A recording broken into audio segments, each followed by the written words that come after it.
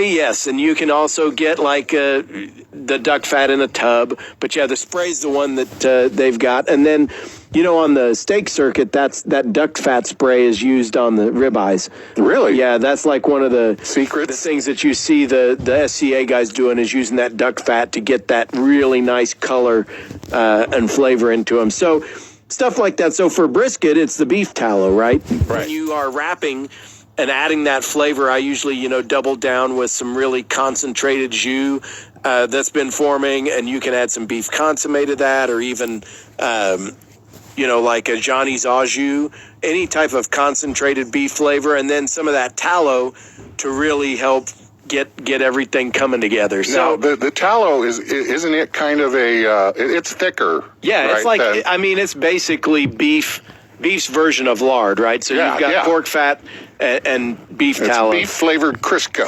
Yeah, and so it's great. And beef fat for fries, too. Like, we've had Todd Johns on a ton of times. He loves to do beef fat fries. So he'll take all that tallow and do beef fat. Like when we were doing the KCQ Fest, we were doing the tallow fries. They're great. I didn't have any.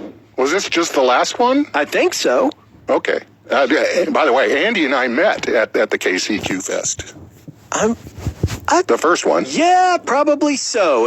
I was thinking the Royal, but you're probably right. It probably was KCQ Fest, and then the Royal was after that. So, yeah, that's right. These aren't very expensive. They're not bad at all. But the point is, you don't have to render your own tallow or render your own lard, or go get and produce your own duck fat.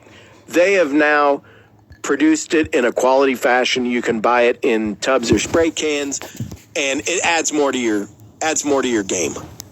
Outstanding. And that is available at atbbq.com. You got it. Right? Yeah. Okay, so now brisket.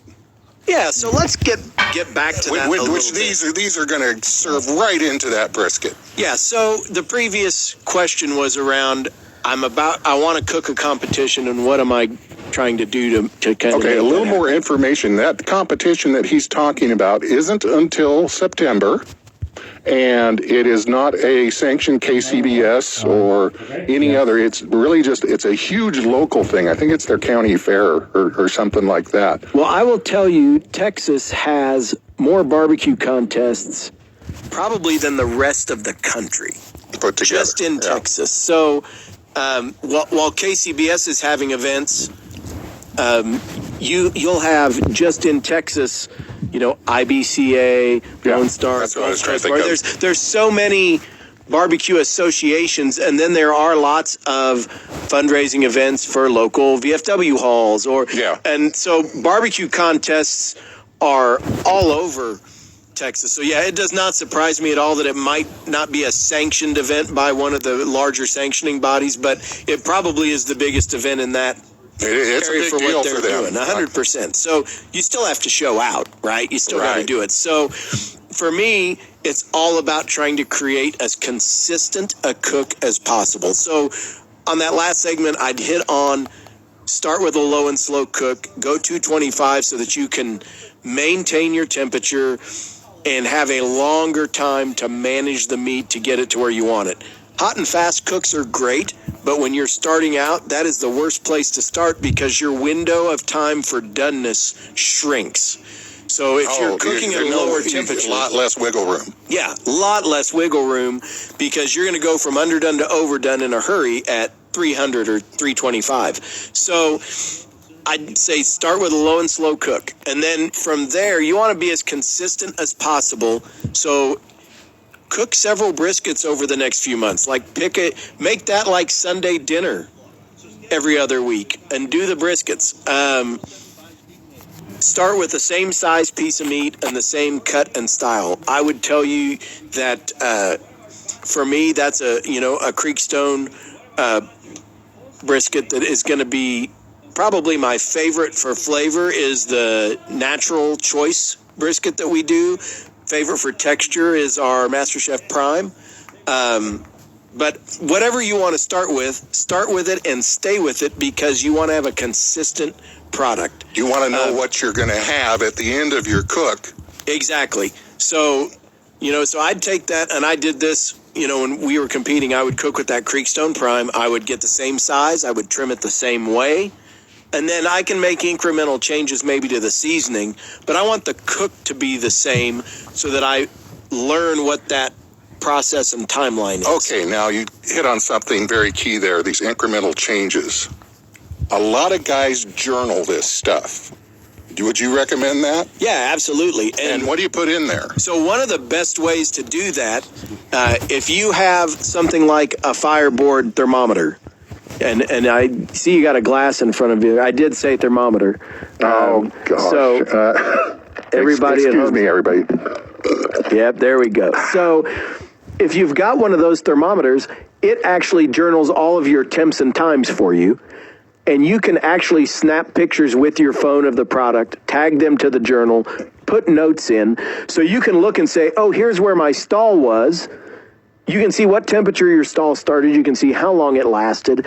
You can see all of that. And you can use that Fireboard data, put your own notes and pictures in it. So that's where I like to journal. And all of your previous cooks are available to you on the old interwebs because they're all stored out there in the Fireboard. Oh, fantastic. So that, to me, that's the best place to do it. But if you want to keep a notebook, that's fine too. Usually, if you're imbibing a little bit while you're cooking, you might have to worry about that, though, too.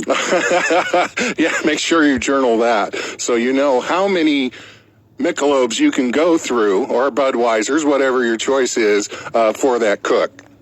Or maybe a Shiner Bock in New Braunfels, Texas. There we go. Well, thank you very much, Andy. We're going to be back next week with Adam Roberts, another Award of Excellence winner for his YouTube videos. Check him out on there. And we'll see you next week on Barbecue Radio Network. Archived and available through your favorite podcast platform each and every. We build a grill, Holstein Manufacturing. You have a better recipe for when you grill. Better ingredients, better cuts of meat, and because you're using a grill from Holstein Manufacturing, well, a better grill. You take grilling seriously, and at Holstein Manufacturing, we make a serious grill. Find your new grill now at HolsteinMFG.com. We build a grill, Holstein Manufacturing. Holstein Manufacturing, we build the grill. I'm Andrew Saul, Commissioner of Social Security. Beware of telephone scammers pretending to be government employees. Real Social Security employees will never threaten you. Callers threatening you with arrest or other legal action and demanding money are not from us. If you receive a call like this, hang up, do not provide them with any form of payment or information. Report the call at oig.ssa.gov. Throwback. I remember. I could have my Gucci on. I go wear my Louis Vuitton. But even with nothing.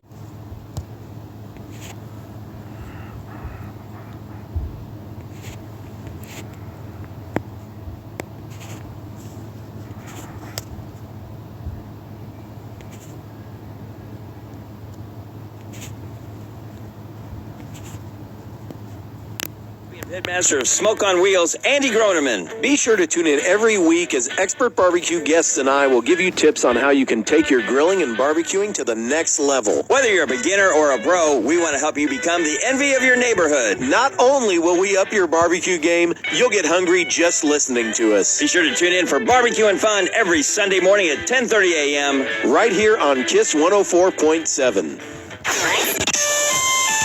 Kiss weather. Today, mostly sunny with a 40% chance for showers and a high of 66. Tonight, mostly cloudy with a 70% chance for showers with a low of 40. And tomorrow, sunny and very windy with a high of 58. Weather this hour is brought to you by Comfort Pro. Call about getting a whole home humidifier to keep that dry air out of your home all winter. With My Town Media Weather, I'm Nicole Howard. Let's go! Let's go! All the hits, always. The hit music station. KISS 104.7.